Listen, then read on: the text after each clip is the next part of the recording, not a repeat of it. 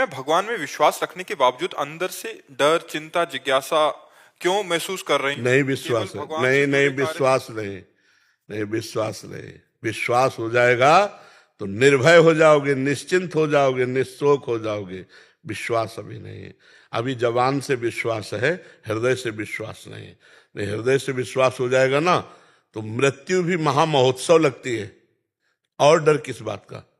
जब हम भगवान के हैं और भगवान सर्वत्र है तो मेरे पास भी है, भगवान सबके है तो मेरे भी है, भगवान सब समय में है तो इस समय में भी है, भगवान सबकी रक्षा करते तो मेरी भी रक्षा करेंगे। फिर मुझे डर किस बात का?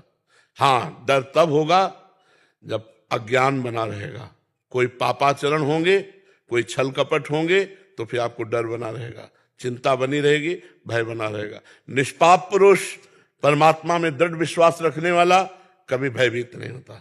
भय का कारण होता है हमारी गलती, पक्की समझ लो, ये हम शास्त्र सम्मत बात कर रहे हैं। भय का कारण होता है हमारे पूर्व में किया हुआ पाप।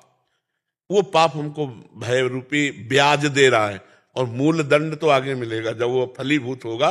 भय तो प्रारंभ से ही होने लगेगा, जब हमारे द्वारा गलतियां होंगी तो हम खुद अपने न्यायाधीश बने और अपनी डायरी को जांचे कि हमने कितने अपराध किए हैं। उन्हीं का फल है ये ब्याज।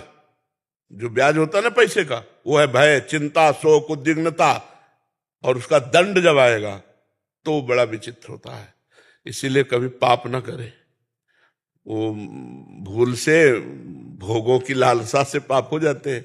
जैसे अभी समय बहुत जिनको पाप ही नहीं समझा जाता, जैसे भ्रूण हत्या है, गर्भ हत्या है, व्यभिचार है, इसको पाप ही नहीं समझा जाता।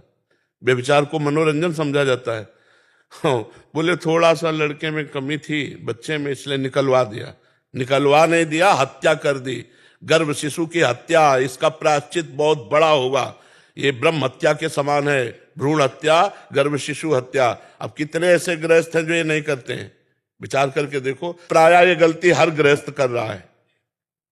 आप पहले से सावधान रहिए, आप पहले से उपाय कीजिए। अगर कोई बच्चा विकलांग या किसी अंग से हीन या कैसा भी पैदा हो रहा है तो तुम्हारा भी प्रारब्ध कटेगा, उसका भी प्रारब्ध कटेगा। हत्या कर दोगे तो तुम्हारा प्रारब्ध डबल जुड़ गया, अब जो भोग होगा फिर भोगना पड़ेगा। बहुत विचित्र, समझो बहुत विचित्र। अगर आप धर्म के विरुद्ध चलेंगे तो भयभीत रहेंगे, शोकित रहेंगे, उद्विग्न रहेंगे, चिंतित रहेंगे। सफाई हमारे सामने पेश करने की जरूरत नहीं किसी को कि मैंने ऐसा कभी कोई पाप नहीं किया, नहीं। तो हमें भय, चिंता, शोक तभी मिलेगा, मान लो हमारा अंतःकरण किसी कर्म के प्रभाव से प्रभावित है। नहीं तो भय किस बात का? किस बात का भय? आप विचार करो, किस बात का? सबसे बड़ा भय होता है मृत्यु का। तो मृत्यु में भगवान ने कहा कि समस्त विभूतियों में हरण करने वालों में मैं मृत्यु हूं, तो मेरे श्री कृष्ण ही तो मृत्यु है, फिर उनसे क्या डरना? नरसिंह रूप भगवान ने रखा तो प्रहलाद जी को डर लगा क्या? दौड़ के चले गए भगवान के पास। तो हमें लगता है नाम जप करो, भगवान से प्रार्थना करो और भयभीत होने की जरूरत नहीं है। नाम में इतनी सामर्थ्य कि पूर्व के जितने पाप हैं उन सबको भस्म कर देगा। नाम संकीर्तनम यस्य सर्व पाप प्रणाशनम। और भगवान की शरण में हो तो कह रहे हैं हम तो हम सर्व पापेभ्यो मोक्षयिष्यामि मा शुचा, मेरी शरण में हो जाओ, मैं तुम्हारे सारे पाप नष्ट कर दूंगा। सन्मुख होए जीव मोहि जब ही जन्म कोटि अगना, करोड़ों जन्मों के पाप नष्ट हो जाते जब जीव भगवान के चरण शरण में आ जाता है। तो ये बात समझ में आई?